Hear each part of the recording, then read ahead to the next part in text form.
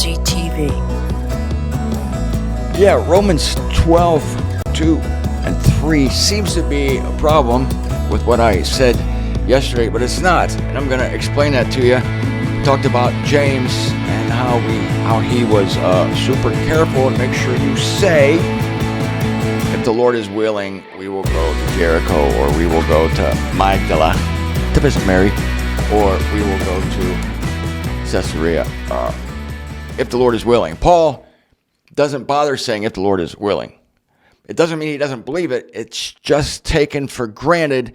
He's not so careful because he is confident that living in him is Christ. And he doesn't worry that there's some remnant of the old I that evaded the crucifixion, and it's going to come up and do the boogeyman thing and cancel out his life in Christ. And Paul's the guy who says to be living is Christ. I love that verse, Philippians 1:21. Welcome to MZTV. This is Martin Zender, voted the world's most outspoken Bible scholar, almost unanimously, 4 out of 5.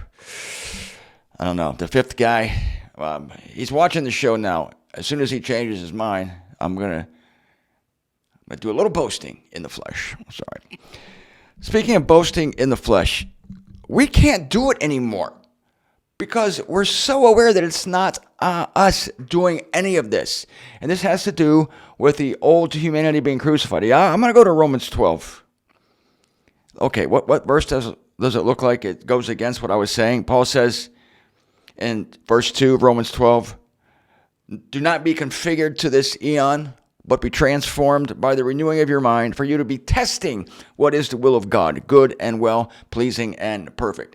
Now I want to tell you what Paul's not saying here. I mean, he's saying exactly what he's saying, testing. In order to test it, you have to do it.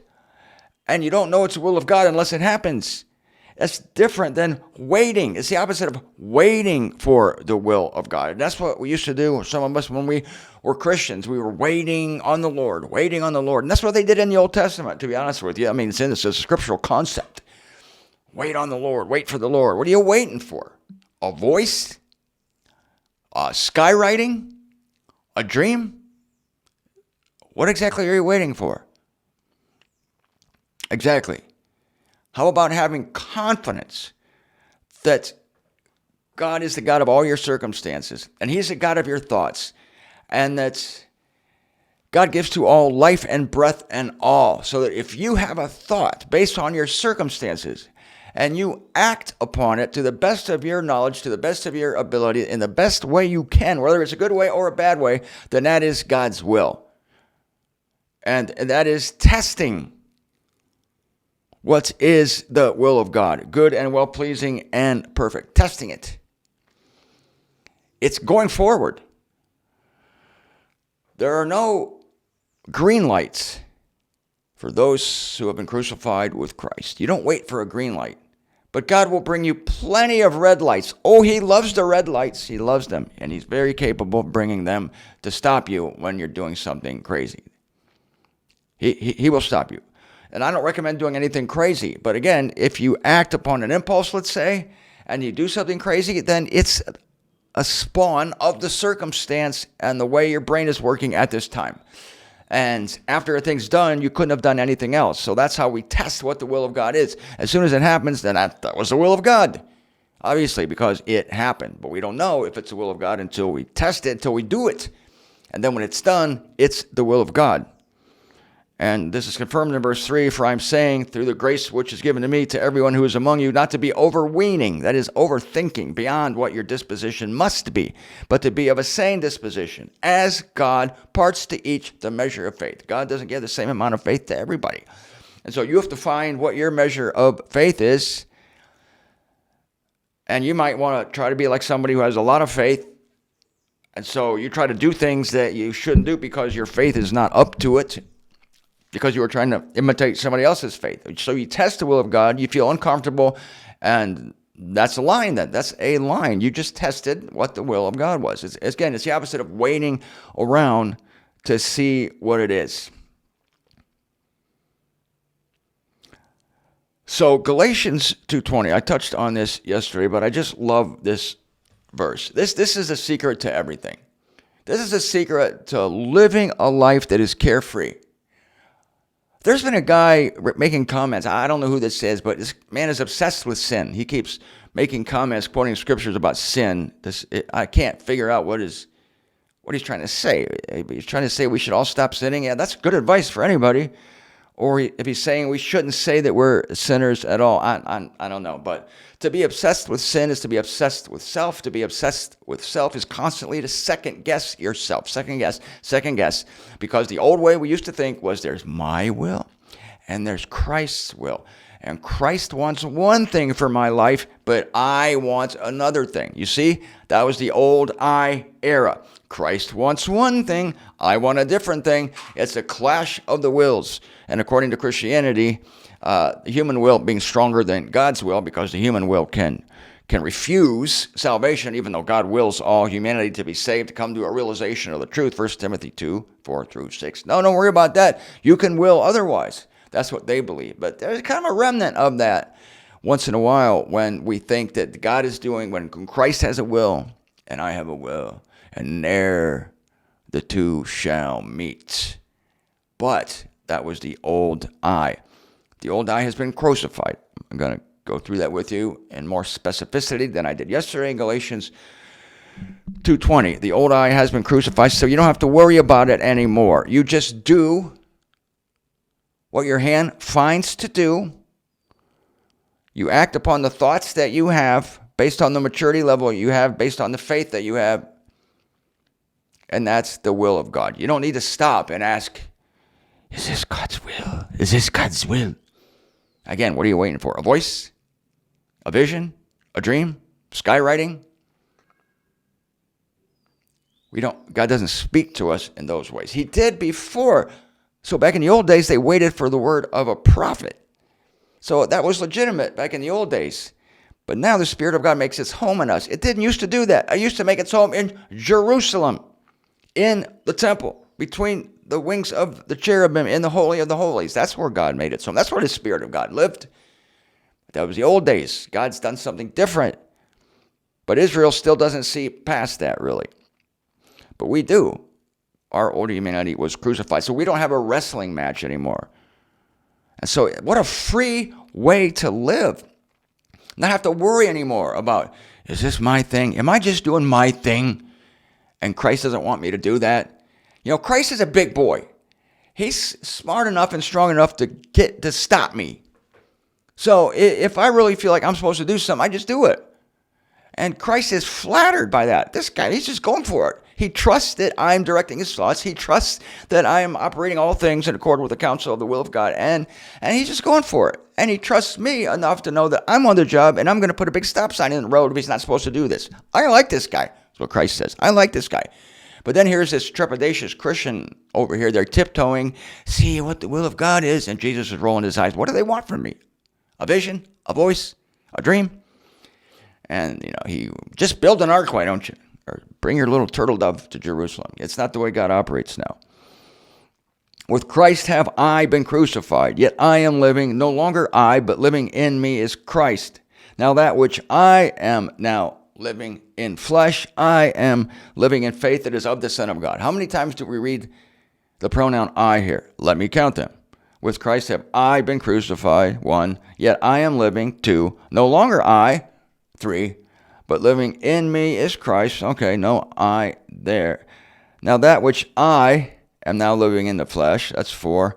I am living in faith that is of the Son of God. 5 uses of the word I, but they're different. They're not all the same. The first I is, with Christ have I been crucified. That I is the old humanity. With Christ have I been crucified, yet I am living. So you are living subsequent to the old humanity being crucified. So that's the new I. No longer I, going back to with Christ have I been crucified. So that's the old I. So we're starting with the old I. There's the new I, and then the old I again, referring back to with Christ have I been crucified. No longer I, but living in me is Christ. Now that which I am now living in flesh, this is the new I am living in faith. And everything I've been talking about has to do with faith.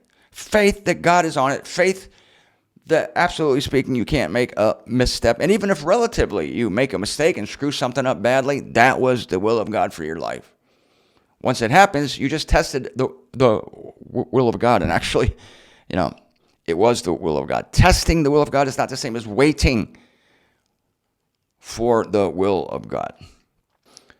So discerning the will of the Lord comes through action, comes through doing, not through waiting. It's the opposite of waiting. And, in Philippians 4:6, Paul says, don't worry about anything. I think the King James says, don't be careful for anything. Or one version says, don't be careful about anything. Don't worry about anything. And that's a life that I am living. And I hope you are too. If not, I want to encourage people to live this way, because it is a great compliment to Christ that you live this way, not being careful anymore. Okay, my wife had a cousin back in the day named Marge. And Marge was very concerned about me. Why, Elmer? Well, she thought you were a little bombastic. She thought I was vaunting myself over Christ because of some of my writings. When I started doing my own newsletter, when I first wrote my first newsletter, the Idle Babbler Illustrated, I was writing very circumspectly, very carefully. I was imitating Ray Prinzing completely. And then I had the revelation out in the woods that day that I could be myself. I didn't really know perfectly about the new creation yet, but this coincides perfectly with the new creation. I realized that I could be myself. And then when I did find out about the new creation, well, there it is. There it is. The life that I now live. So I'm still, the tricky part is you're still using the pronoun I.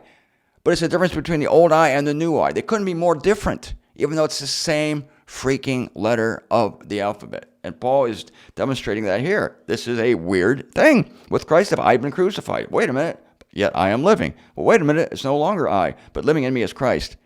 Gee, that takes faith. Well, yeah, that which I am now living in flesh, I am living in faith. That is of the Son of God. So Marge thought I was a little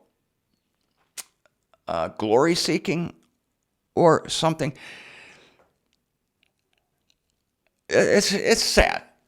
I don't know what Marge is doing now, but Marge was instrumental in introducing me to the Concordant Publishing concern.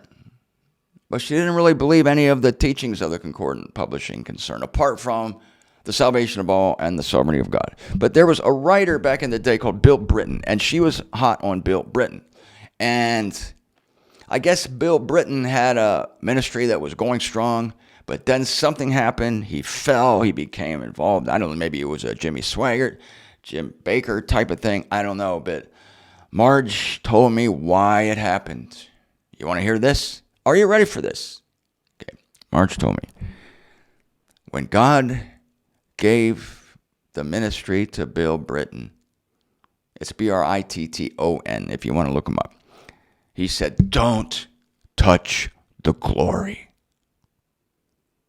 I'll never forget Marge telling me this. Don't touch the glory. And I think it was a little clue that I, Martin Zender, was touching the glory. And Bill Britton apparently touched the glory. So the glory was over there, and Bill Britton was over here.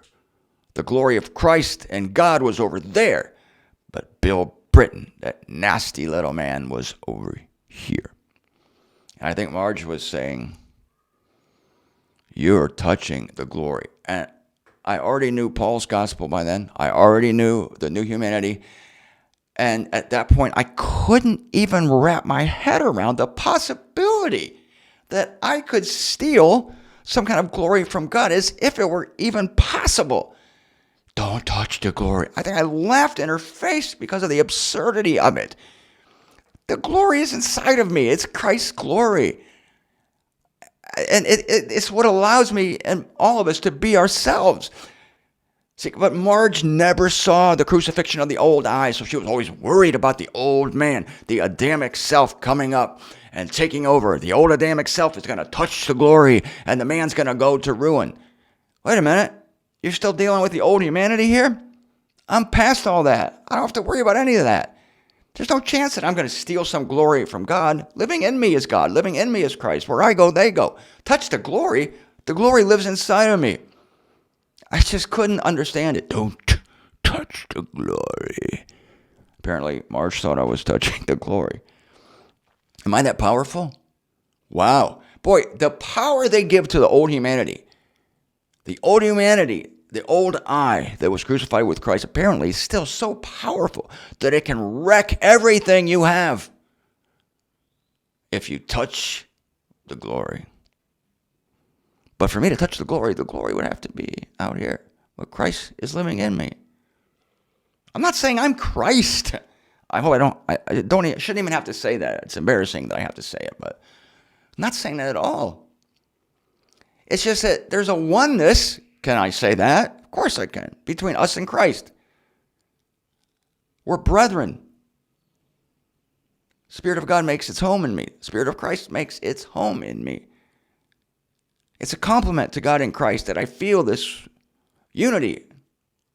And I feel it with you too. And Paul says, no longer I, but living in me is Christ. There it is. He says it. Living in me is Christ. So if Christ is living in me and if all the glory is Christ, how can I touch the glory?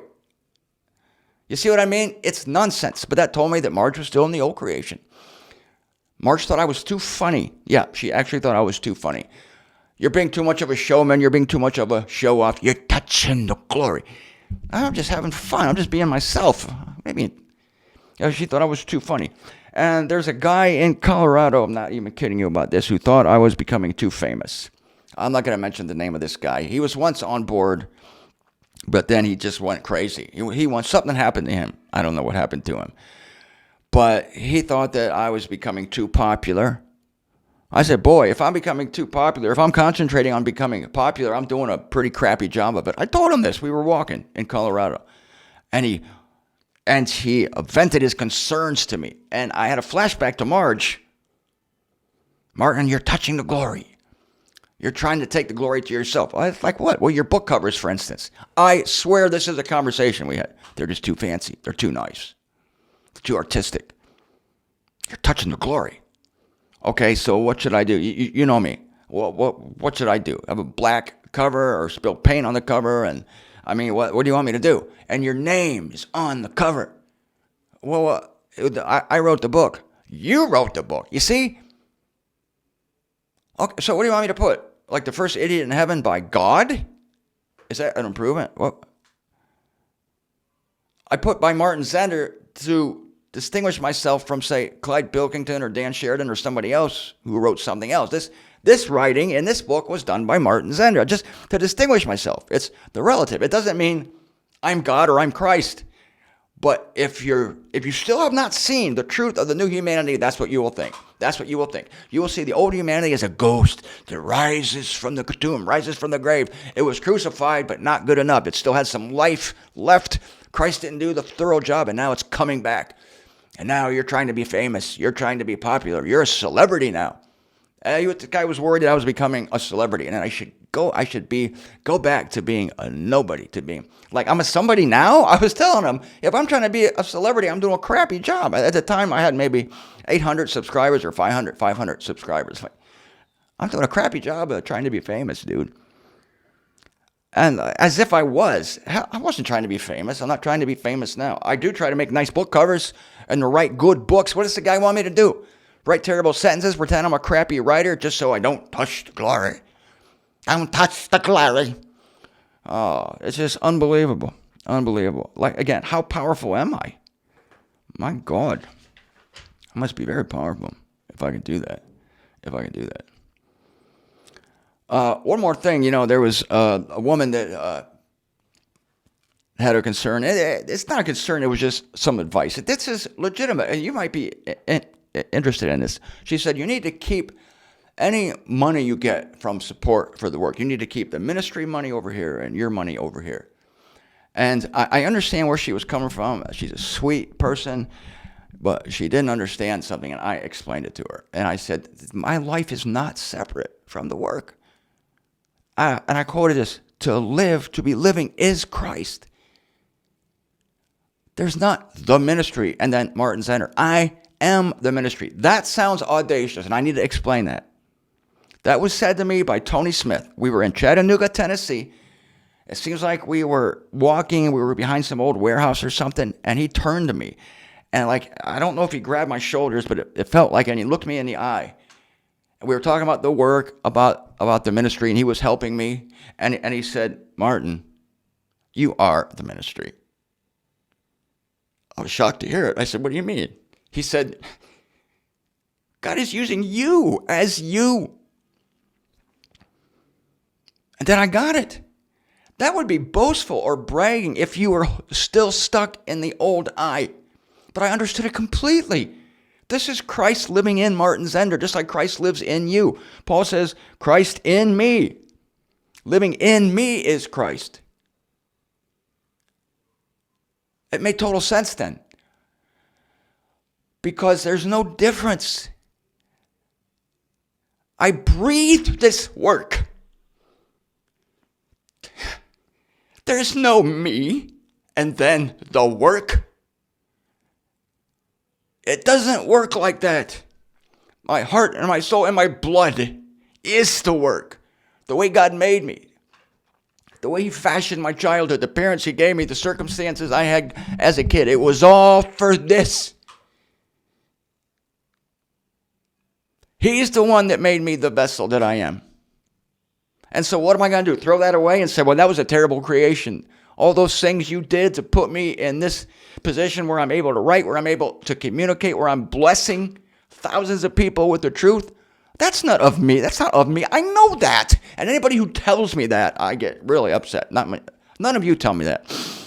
Anybody who tells me that, it's like they think, again, that I can touch the glory. I am insulted by that. It's just so ridiculous. I know it's not me, but I shouldn't even have to say that anymore. And I don't to mature saints. I don't have to say that. It's so obvious. That's why I can use the pronoun I with a beautiful, joyful happiness. I wrote this book. I did this. I spoke at the conference. Martin, you're kind of full of yourself there. No. Oh, you think the old I is that powerful? That by talking about myself, I'm going to follow up God's plans for my life? Dude, Christ is in me. See, with Christ have I been crucified, yet I am still living. You see me here? I am still living. But it's no longer I, but living in me is Christ. And the life I now live, I live in faith. That's the Son of God. And that is a beautiful truth. And I wish that truth for you. I want everybody to feel good. God made you perfectly for whatever role you have in the body of Christ. You're made for it. Don't act like some kind of doormat. Don't act like, oh, I'm nothing. That's the old humanity again. You're digging up the corpse. What are you doing that for? The part of you that was nothing was crucified with Christ. Now Christ is in you. That's nothing? You're nothing? No, you're not. That's the old way of thinking. I want you to think in the new way. Living in me is Christ.